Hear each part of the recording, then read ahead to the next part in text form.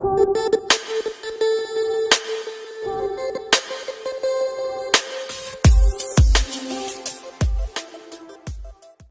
बच्चों, मैं हूं सुनील और आप देख रहे हैं student can I help you. आज का जो वीडियो होने वाला है वो बीबीए के बारे में होने वाला है। बैचलर ऑफ बिजनेस एडमिनिस्ट्रेशन जो अपनी डिग्री है, बहुत ही पॉपुलर डिग्री कोर्स है, उसके बारे में अपन A to Z सारी डिटेल आज जानेंगे, जिसमें एडमिशन प्रोसीजर से लेकर सब्जेक्ट से लेकर जॉब अपॉर्चुनिटीज क्या क्या है बीबीए में, आज पूरा मैं आपको डिटेल में बताने वाला हूँ। तो वीडियो पूरा देखिएगा। इनकेस इस चैनल पर नए हैं, मेरा चेहरा पहली बार देख रहे हैं, तो बेटा हो सके तो चैनल को सब्सक्राइब करके जाइएगा। इससे क्या होगा, जब भी मैं नया वीडियो पोस्ट करूंगा आपको नोटिफिकेशन मिल जाएगा। राइट, बिना कोई टाइम वेस्ट करे स्टार्ट करते हैं बीबीए के बारे में। बेटा बीबीए जो कि बीबीएस और बीएमएस नाम से भी पॉपुलर है इंडिया में, बैचलर ऑफ बिजनेस स्टडीज और बैचलर ऑफ मैनेजमेंट स्टडीज नाम से भी इसको जाना जाता है।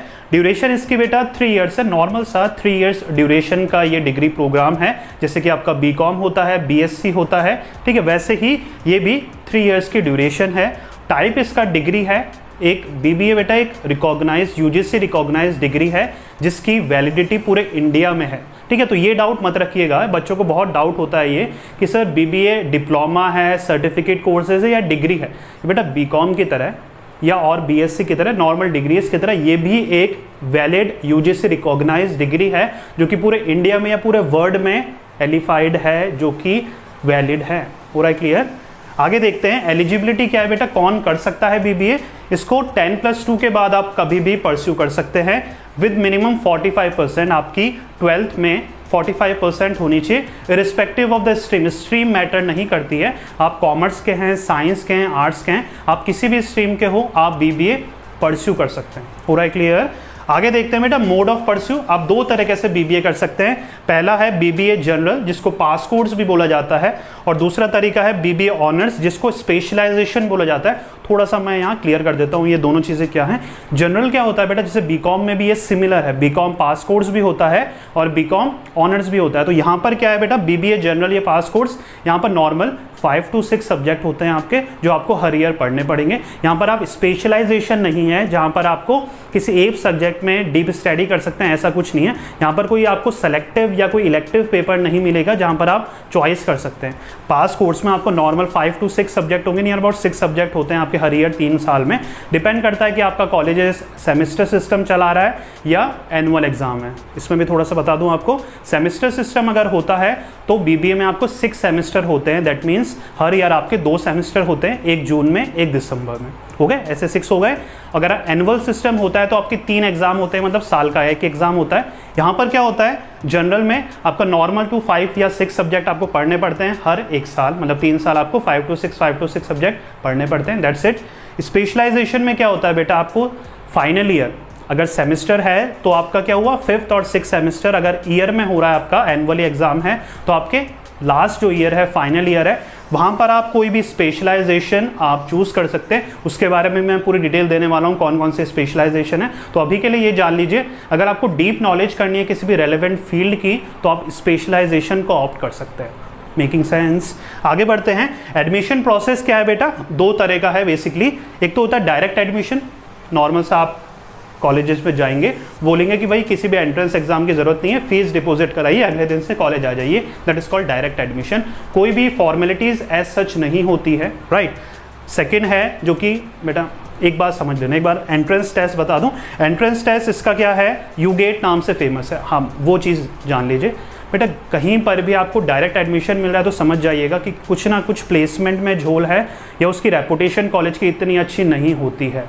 ठीक है, वही बात हो गई ना बेटा, बिना मेहनत करे अगर कोई तुम्हें चीज़ मिल रही है तो समझ जाइएगा कि भाई फ्यूचर में उसके वैलिड रहने के चांसेस थोड़े कम हैं। राइट। तो एंट्रेंस टेस्ट मतलब यूगेट क्या है, यूगेट में जो आपकी एंट्रेंस टेस्ट है, इसका जितने भी टॉप के बीबीए कॉलेजेस है इंडिया के, AIMA के अंडर में आते हैं, ऑल इंडिया मैनेजमेंट एसोसिएशन के अंडर में आते हैं, वो अपना एक एंट्रेंस टेस्ट लेते हैं जिसको यूगेट बोला जाता है। उसमें टॉप के आपके सारे बीबीए कॉलेजेस हैं। अगर आपने वो क्लियर कर लिया तो उसके बेसिस पे आपको टॉप के बीबीए कॉलेजेस में एडमिशन मिलता है और वहाँ से बहुत अच्छी प्लेसमेंट आपको मिल सकती है। ठीक है, यूगेट के बारे में, बीबीए के एंट्रेंस टेस्ट के बारे में मेरा अलग से वीडियो है, उसमें मैंने पूरी डिटेल दी है, कौन कौन से सब्जेक्ट हैं, क्या ड्यूरेशन रहता है टेस्ट का, कैसे टेस्ट देते हैं, कैसे स्कोर कार्ड आता है, सब कुछ नीचे आपको लिंक में मिल जाएगा, डिस्क्रिप्शन में मिल जाएगा, और मेरे वीडियो में भी सर्च कर लीजिएगा, नेक्स्ट वीडियो वही है अपना यूगेट के बारे में, राइट।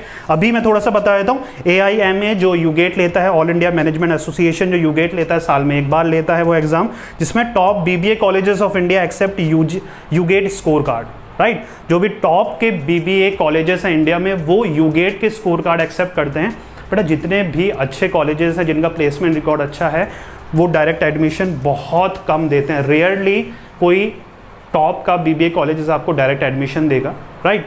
अगर जिसकी भी प्लेसमेंट अच्छी है, उसकी रेपुटेशन अच्छी है, वो एंट्रेंस टेस्ट या तो खुद का लेते हैं या फिर यूगेट के बेसिस पे आपको एडमिशन देते हैं। मेकिंग सेंस हो रहा है, क्लियर। अब बात कर लेते हैं बेटा, मैंने जैसे कि बताया था आपको, आप BBA ऑनर्स से कर सकते हैं। तो ऑनर्स में कौन कौन से स्पेशलाइजेशन है, सब्जेक्ट हैं जिससे आप BBA कर सकते हैं, देख लेते हैं। BBA फाइनेंस से कर सकते हैं आप, BBA ह्यूमन रिसोर्स से कर सकते हैं, BBA इंफॉर्मेशन टेक्नोलॉजी IT से कर सकते हैं, BBA मार्केटिंग से कर सकते हैं, BBA फॉरेन ट्रेड से कर सकते हैं, BBA सप्लाई चेन मैनेजमेंट से कर सकते हैं, BBA होटल मैनेजमेंट से कर सकते हैं। तो ये कॉमन जो पॉपुलर अपने स्पेशलाइजेशन है वो मैंने लिख रखे हैं यहाँ पर। वापस से बता दूँ, आप स्पेशलाइजेशन BBA में आपका final year, that means 5th या 6th सेमेस्टर या आपके फाइनल ईयर में आपको ऑप्ट करना पड़ता है। तो आप इनमें से, ये पॉपुलर है, बहुत सारे और भी हो सकते हैं, depend upon the universities that you are getting in. उसमें आपके अलग अलग स्पेशलाइजेशन होंगे, उनमें से कोई सा भी आप चूज कर सकते हैं अपने इंटरेस्ट एरिया के अकॉर्डिंग। हो रहा है क्लियर।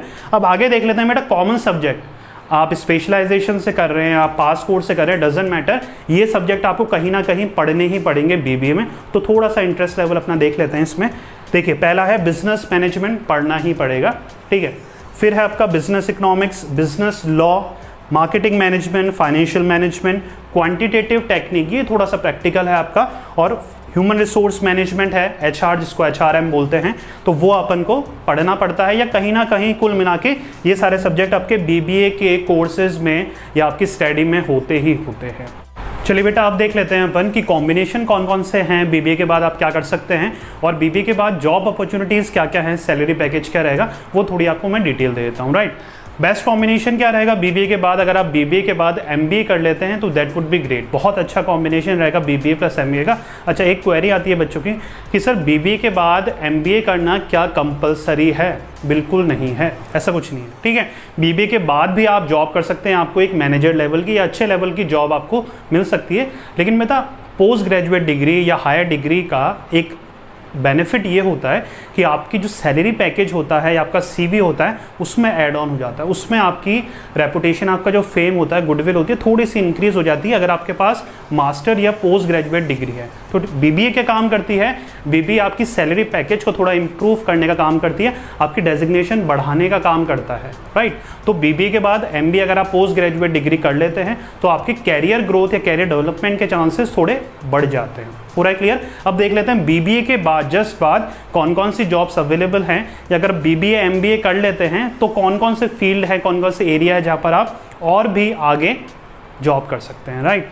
देखते हैं, आप बिजनेस डेवलपमेंट ऑफिसर बन सकते हैं बेटा, आप वहाँ पे जॉब जो निकलती है बिजनेस, इसको बोलते हैं BDO, ठीक है, जो बिजनेस डेवलपमेंट ऑफिसर की जॉब निकलती है, उसके लिए आप अप्लाई कर सकते हैं।